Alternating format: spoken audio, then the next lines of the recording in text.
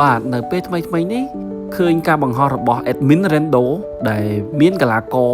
និងកីឡាការិនីរបស់គុនខ្មែរយើងនឹងត្រូវទៅប្រកួតនៅឯប្រទេសអូស្ត្រាលីនៅថ្ងៃទី5ខែកក្កដាឆ្នាំ2025ដោយដឹកនាំដោយប្អូនប្រុសស្រីចន្ទថនដែលគាត់នឹងដឹកនាំកីឡាករកីឡាការិនីយើងទៅប្រកួតនៅឯប្រទេសញូហ្សេឡង់កាលពីជើងមុនយើងបានឃើញKSF ដែលគាត់បានដឹកនាំកីឡាករចំនួន5រូបរួមមានកីឡាករធនចន្ទៈ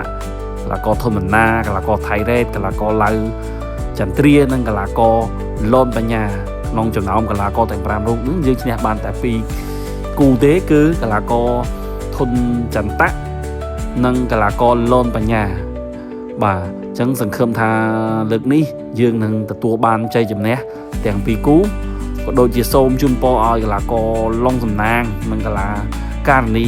ធនសេរី2ទទួលបាននូវជោគជ័យសង្ឃឹមថាបងឡុងសំណាងនិងប្អូនធនសេរី2គាត់នឹងធ្វើអស់ពីសមត្ថភាពដើម្បីបង្ហាញពីសមត្ថភាពរបស់គុនខ្មែរដែលយើងដឹងហើយថាយើងគឺជាម្ចាស់ក្បាច់គុនអញ្ចឹងក្នុងនាមជាម្ចាស់ក្បាច់គុនយើងត្រូវបញ្ចេញអស់ពីសមត្ថភាពទោះបីឈ្នះក្តីឬក៏ចាញ់ក្តីធ្វើម៉េចចេញអស់ពីសមត្ថភាពប្រកួតឲ្យមានភាពជក់ចិត្តបាទអញ្ចឹងតាក់ទងជាមួយនឹងការ live បើសិនបើខ្ញុំរកឃើញការ live មាន link មានអីចឹងខ្ញុំនឹង live ជូនបងប្អូនទស្សនា